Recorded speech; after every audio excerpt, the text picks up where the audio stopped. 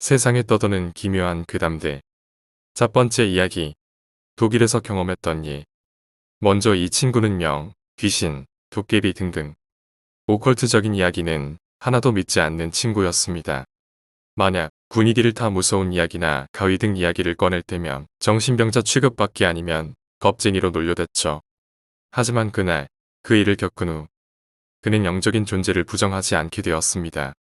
이 친구는 저와는 오랜 부활 친구로서 초, 중, 고를 함께 다녔습니다. 워낙에 시원한 성격과 자신의 주장이 확실한 친구라 대학 때는 서로 다른 길을 걸어 다른 대학에 다니게 되었죠. 저는 음악을 위주로 전공을 하게 되었고 친구는 의학 쪽에 종사하기 위해 서로 최선을 다해 공부를 했습니다. 저는 집이 부유하지 못한 편이라 대학에 어려움이 많았지만 교수님의 도움으로 독일에 있는 베를린 예술대학교에 잠시나마 유학을 갈 일이 생겼습니다. 그러던 중 티보할 친구 또한 유학 중이었는데 위에 말씀드린 것처럼 의학 쪽에 관련되어 있던지라 대학 이름은 정확히 기억은 안 나지만 뷰르크 무슨 대학에 있다는 걸 알게 되었습니다.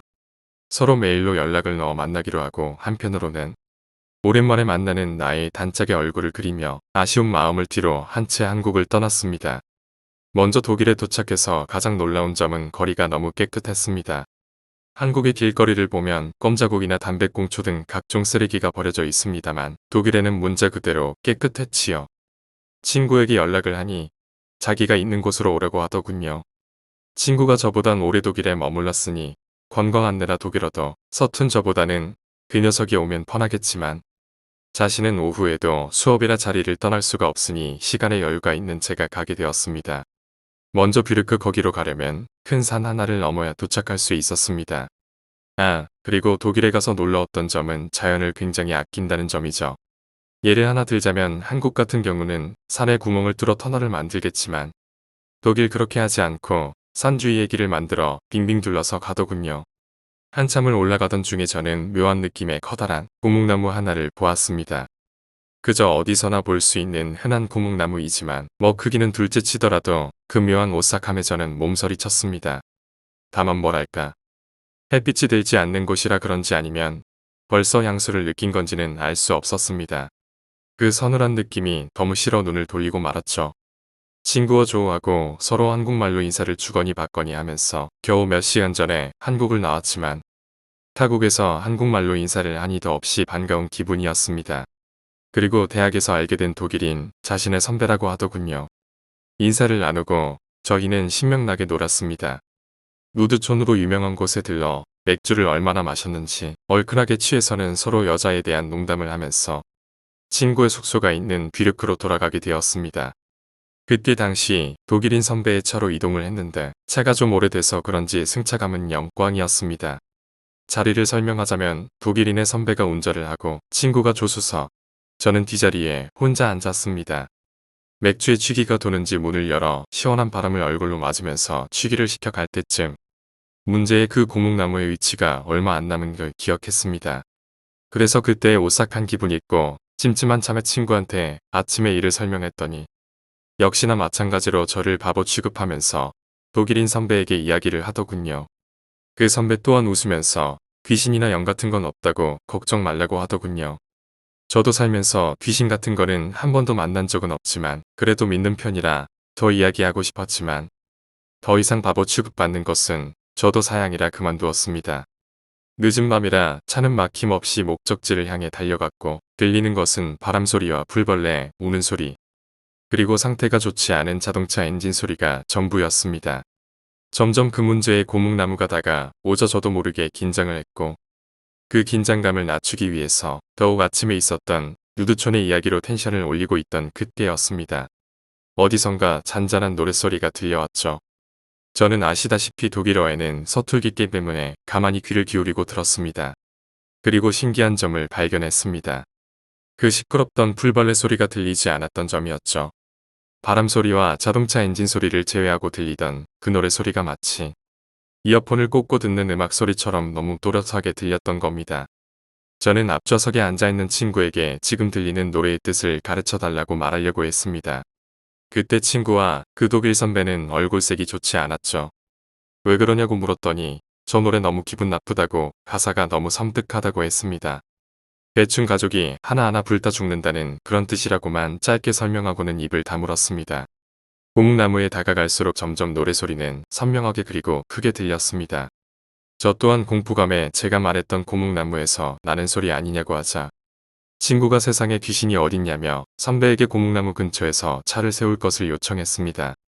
선배는 찜찜한 얼굴로 30m쯤 앞에 차를 멈추고는 주위를 살피는데 친구가 문을 박차고 성큼성큼 고목나무 쪽으로 걸어가기 시작했습니다. 저와 선배는 깜짝 놀라서 친구를 말리려고 했지만 이미 저만치 걸어가고 있는 친구를 제재를 걸 수 없었습니다. 차 라이트를 끄고 천천히 친구 뒤를 차를 탄 채로 따라갈 수밖에 없었죠. 드디어 고목나무에 도착했고 친구는 주위를 살피더니 고목나무를 탁탁 치면서 웃기 시작했습니다.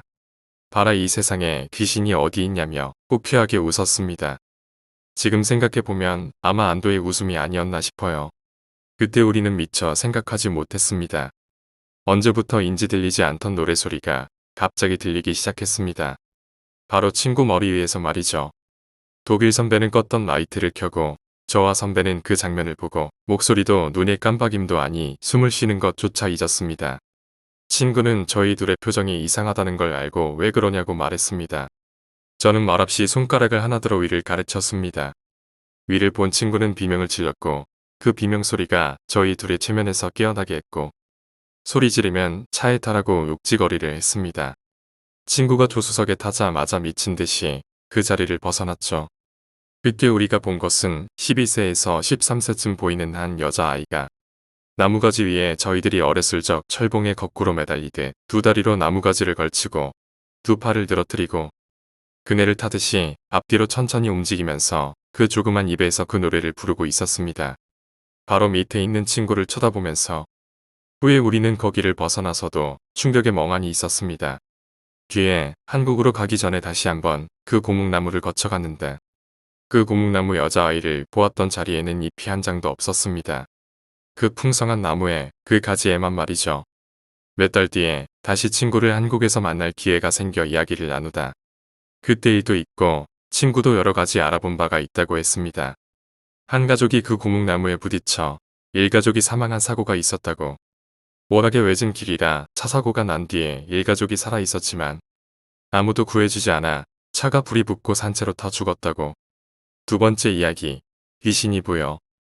사실 난 귀신이 보여 자주는 아니지만 뭔가 기분이 쎄한 날이 있어. 뭐 체력적으로 피곤한 상태가 아니라 뭔가 생길 것 같은 느낌이 와. 아주 어렸을 적부터였는데 점점 크면서 더 선명하고 소리도 조금씩 들리더라고. 제일 기억에 남는 게 몇 가지 있는데 그 중에 추려서 짧은 걸로 써볼게. 첫 번째, 초딩 때였어. 아마 초4학년쯤 우리 집이 좀 잘 살았었는데 외환이기 때문에 엄청 가세가 기울었어. 뭐 집도 절도 다 잃은 거지. 어쨌거나 원래 살았던 집에서 나와서 다 쓰러져가는 아파트 같은 곳에 달새로 들어가게 됐어. 정말 오래된 곳이야. 5층짜린데 복도식이야. 화장실은 각 층 복도 끝에 공용으로 써야 되고 아무튼 시설적으로 엄청 낙후된 곳이었어. 여튼간에 그 집으로 이사간 다음날 여름방학을 지내게 되지. 첫날은 몰랐는데 둘째 날부터 누가 자꾸 왔다 갔다 하는 느낌이 드는 거야. 분명 엄마 아빠는 나가셔서 아무도 없는데 뭔가 인기척이 느껴져. 뭔가 느낌이 쎄하더라고. 그러다가 안 되겠다 싶어서 거실에 TV를 보러 갔어. 무릎을 품 안에 안고 TV를 보고 있는데 순간적으로 이상한 거야. 그래서 무심코 방문 쪽을 쳐다봤는데 소복 입은 귀신이 공중에 살짝 뜬 채로 쓱 지나가는 거야. 만약 퀵하고 순식간이었다면 잘못 봤겠거니 했겠지만 전혀 그런 게 없었거든. 아주 스무스하게 너무너무 잘 보일 정도로 쓱 하고 지나가더라고. 손목 아래론 알려 없고 발도 없었어. 머리는 도가니 있는 쪽까지 풀어헤치고 소복 앞에 끈이 달려 있었는데 그것마저도 너무 정갈하게 메고 있더라고. 공포영화에 귀신이 나오면 주인공들이 아 하고 소리 지르잖아. 절대 나는 그게 개구라라는 걸 그때 알았어. 소리가 벌써 가슴에서 억하고 막혀버리더라. 그리고 그 이후 자꾸 왔다리 갔다리 하는 인기척이 들 때마다 그때 나타난 귀신이 나올까봐 덜덜 떨곤 했어. 두 번째 이거는 거의 최근이야. 난 제주에 살아. 제주에 많은 게 돌바람 여자라고 하지만 귀신이랑 뱀도 무덤도 많아. 여름이었어. 오랜만에 거한 모임을 끝내고 집에 가는 중이었어. 그땐 제주에 온 지 얼마 안 된 터라 집 구하기가 힘들었었거든. 제주 사람은 알겠지만 신고간 때 이사를 해야 잘 산다는 풍습 때문에 집이 잘 안 나와. 어떻게 하다 보니 직장과 30분 거리가 되는 곳에 집을 얻게 돼 단기 계약으로. 근데 거긴 개발이 조금 미흡한 곳이라 밭도 있고 그래. 제주는 밭에 무덤 있고 있어. 어떤 데는 밭 한가운데에 있고 처음에는 좀 신기했지. 여튼 자기 조상들 모시는 거라니까 뭐. 할 말 없지. 술을 엄청 먹고 택시를 탔어. 집 바로 앞까지 갔었으면 됐었는데 그날따라 공기가 너무 시원한 거야. 집까진 10분 거리고. 여튼 걷다 보니 좀 심심하더라고. 핸드폰 시계를 보니까 새벽 2시 반이었어. 5시간밖에 못 잘 거 생각하니까 짜증 나더라고. 노래나 듣자 해서 이어폰을 꽂고 노래를 틀었어. 한 귀에 꽂고 껄렁껄렁 걸어가는데 그 순간 오른쪽 반부덤 쪽에 뭔가 있다라고 너무나 자신있게 내 감을 건드리더라고. 설마 하고 쳐다봤는데 아니나 다를까 흰 소복 입은 여자가 무덤 앞에서 나를 지켜보고 있는 거야. 누나는 안 보였지만 정확한 날 응시하더라고. 나는 아무렇지 않은 척 난 내 길 가겠다 생각하고 걸었어. 그래서 집에 도착했어. 생각해보니 무섭더라고. 집에 와서 씻고 방에 들어와서 핸드폰 충전하려고 충전기에 꼽았는데 이미 배터리가 방전됐더라. 그래서 충전기에 연결하고 폰을 켰는데 문자가 연달아 3개가 오는 거야. 뭐지? 하고 봤는데 캐치콜이었어. 확인하니 2시 30분, 2시 33분, 2시 35분. 난 분명 노래 듣고 왔는데 그때 진짜 술이 확 깨더라. 그리고 나서 다음날 퇴근 후 집 가는 길에 막걸리 2병 뿌렸어. 세 번째 이야기, 삼방천 귀신. 비가 내리는 날이 되면 이상하게 아직도 불안해진다. 그것을 처음 만난 것은 2011년 여름. 숨을 쉴 수 없을 정도로 나를 공포로 몰았던 그날. 지금도 무의식 속에 생각이 날 때면 아찔함에 정신을 차린다. 졸업을 한 학기 앞두고 미래를 걱정할 시기였던 나는 매일 자취방에서 이력서를 썼다. 졸업을 하기 전에 취업에 성공하겠다며 얼마 되지도 않는 경험을 부풀려 적어도 보고 마음에도 없는 소리를 자기소개서에 적으며 고민과 고뇌의 나날을 보내던 때 어디선가 맛있는 냄새가 풍겨져 왔다. 그것은 분명 라면이었다. 얼큰한 국물이 부드러운 풍미로 느껴진다는 것은 필히 라면에 계란을 넣은 것이었다. 맛있겠다. 나도 그럼 라면 한 사발이 해야지. 구억 찬장을 열어보니 라면은커녕 스프가루 한 점도 없었다. 한동안 아르바이트하랴, 면접 보러 다니느라, 토익 시험 보느라 바빠서 장을 전혀 못 봤다.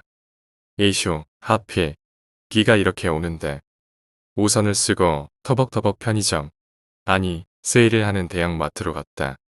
얼마라도 더 아껴보려고 삼방천을 지나 조그마한 다리를 건넜다. 비가 어찌나 오는지 다리 아래의 천이 빠르게 아래로 흘러갔다. 그래도 더웠는데 비가 오니까 시원하구나. 이건 시원한 정도가 아니었다. 갑자기 초겨울의 추위처럼 냉기가 다리 아래에서 뿜어져 나왔다. 왠지 모를 이상한 기분에 빨리 마트에서 라면을 비롯한 일주일 식량을 샀다.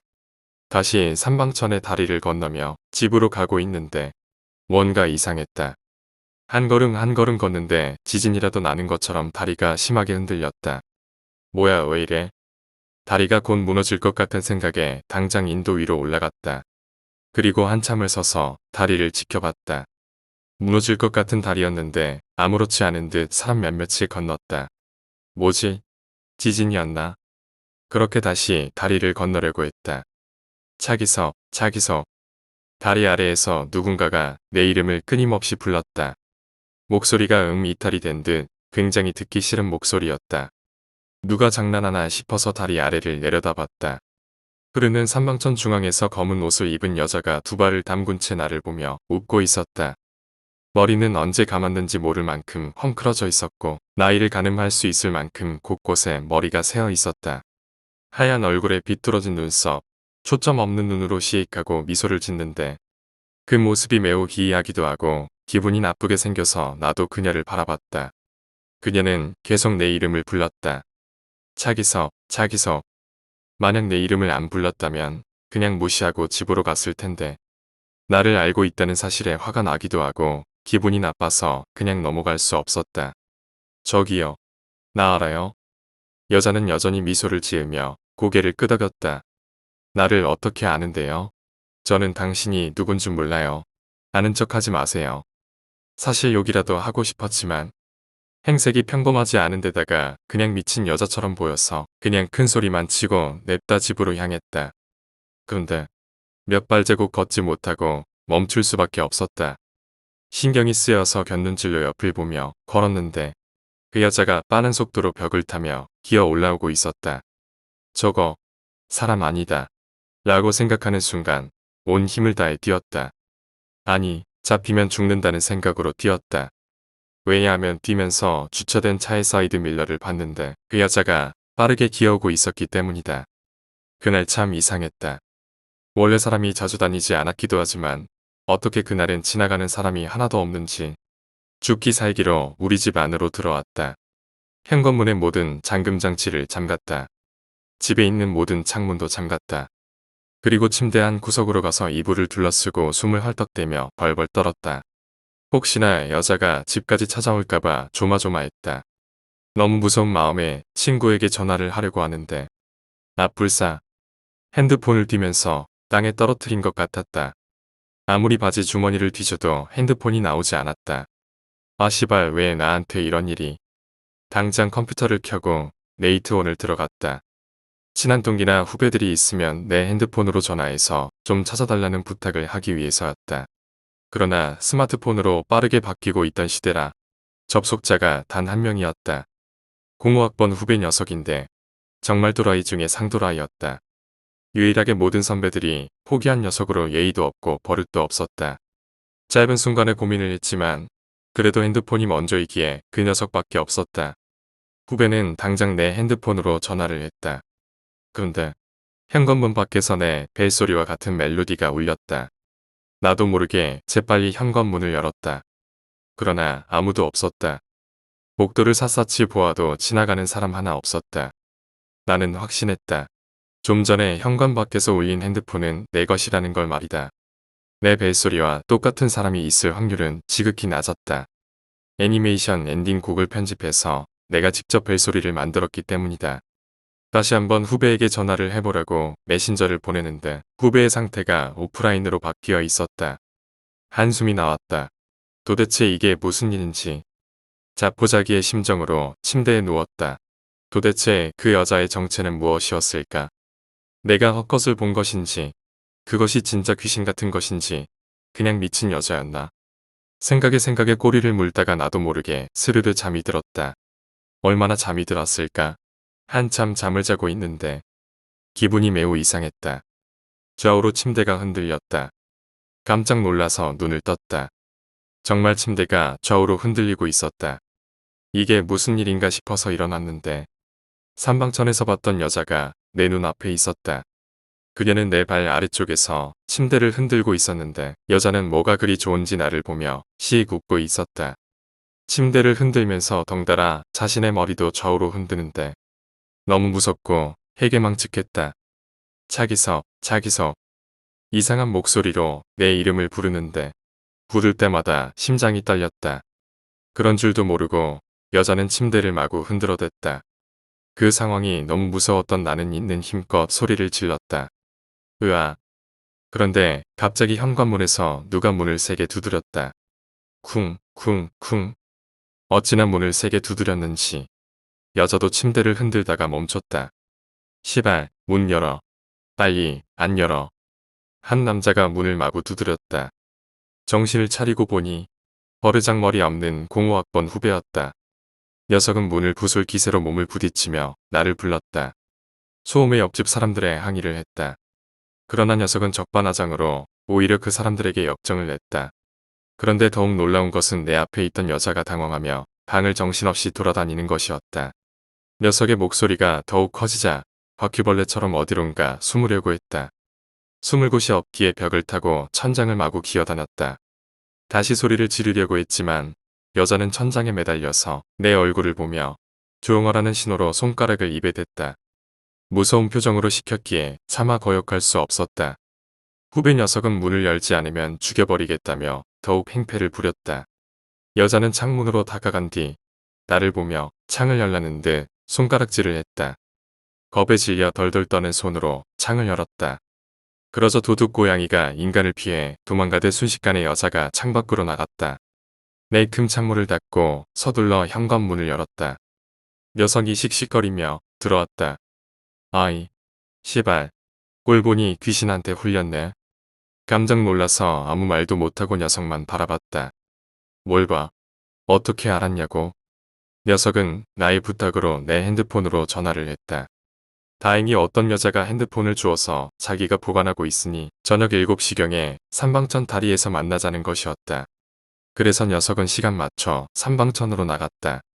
하지만 난간 위에 핸드폰만 있을 뿐 여자는 없었다. 아이, 시발, 낚였네. 삼방동 귀신 잡을 수 있었는데. 녀석은 그 여자를 귀신이라고 했다. 삼방동에서 유명한 귀신이라고 했다. 그 귀신이 자신을 속이고 우리 집에 와 있을 것이라 확신을 하고 우리 집으로 향하려고 하는데 갑자기 트럭이 빗길에 미끄러져 자신을 향해 달려왔다고 했다. 다행히 피했지만 트럭은 삼방천 위의 나무 난간을 들이받았다. 만약 피하지 못했으면 즉사했을 수도 있을 만큼 위험했다. 녀석은 이것은 자신에 대한 도전이라며 매우 분노하며 우리 집으로 달려온 것이었다. 아마도 내 정체를 알았겠지. 아, 요망한 귀신년. 나도 전화 받자마자 귀신이란 걸 알았는데. 나는 조심스레 물었다. 그런데 너 정체가 뭔데? 무당이야? 퇴마사 같은 거요? 녀석은 알 것 없다며 말했지만 훗날 그런 비슷한 종류라는 걸 알았다. 그래서 귀신도 녀석의 정체를 눈치채고 도망간 것 같았다. 어쨌든 핸드폰도 찾고 귀신도 내쫓았다. 그날 고기를 먹으면서 녀석이 내게 삼방동 귀신에 대해서 말해줬다. 꽤 오래전부터 김해 삼방동에 사는 물귀신이라는데 삼방천을 돌아다니며 주위를 건너는 사람들에게 매일 말을 건다는 것이다. 사실 귀신이 안 보이는 것이 정상이고 보더라도 절대 아는 척을 하면 안 된다고 한다. 간혹 나처럼 말을 걸거나 아는 척을 하게 되면 자신이 보이는 줄 알고 그때부터는 계속 모습을 나타내는데 죽을 때까지 못살게 굴기 때문에 반드시 자신이 잡아야 한다며 설명했다. 그런데 녀석이 반드시 잡아야 한다고 했는데 6년이 지난 지금 아직도 못 잡았다고 했다. 그만큼 그 귀신은 사악하고 영악하며 강하다고 했다. 그래서 이렇게 비만 오는 날이면 그날의 삼방천 귀신이 생각나서 불안하고 때론 무서운 생각에 잠 못 드는 경우가 많다. 네 번째 이야기, 사라진 아이. 무서운 이야기는 아니지만 옛날 봤던 일을 어딘가에 남겨두고 싶어 적어본다. 저 멀리 아지랑이가 보일 정도로 더운 어느 여름날 나는 상가 옆 긴 오르막길을 자전거를 끌고 오르고 있었다. 흘러내리는 땀을 닦으며 걷고 있는데 나와 비슷한 페이스로 10m 정도 앞에서 모자가 손을 잡고 사이좋게 걷고 있었다. 보기 좋다고 생각하면서도 너무 더워서 계속 땀을 닦아가며 자전거를 끌고 오르막을 걸었다. 길을 따라 자리 잡은 상가들이 줄어들 무렵 갑자기 아이가 넘어져 울기 시작했다. 아이 어머니는 괜찮다고 아이의 머리를 쓰다듬으며 달래고 있었다. 옆을 지날 무렵 혹시 부딪힐까 걱정돼서 일단 멈춰섰다. 땅으로 시선을 옮겼다가 다시 올라가려 앞을 봤다. 그런데 그곳에는 아이가 없고 어머니가 혼자 주저앉아 아이를 쓰다듬는 것 같이 손을 움직이고 있을 뿐이었다. 분명 아이 어머니가 아이 머리를 쓰다듬고 있었는데 어라? 당황해서 우뚝 서 있는 사이 여자는 일어나 걷기 시작했다. 여전히 아이와 손을 잡고 있는 것처럼 손을 옆으로 쭉 내밀고 마치 아이와 손을 잡고 무언가 이야기를 하며 걷는 듯 했다. 하지만 몇 번이나 눈을 기비고 바라봐도 아까 전까지는 분명 있었던 아이의 모습이 보이질 않았다. 혹시나 저 어머니에게만은 아이의 모습이 보이는 것일까? 그렇게 생각하니 어쩐지 모르게 애달파져서 집으로 돌아왔다. 하지만 찬찬히 생각해보니 분명 도중까지는 나한테도 아이가 보였었는데 도대체 어떻게 된 일이었을까? 지금도 종종 생각나곤 하지만 그때마다 슬퍼진다.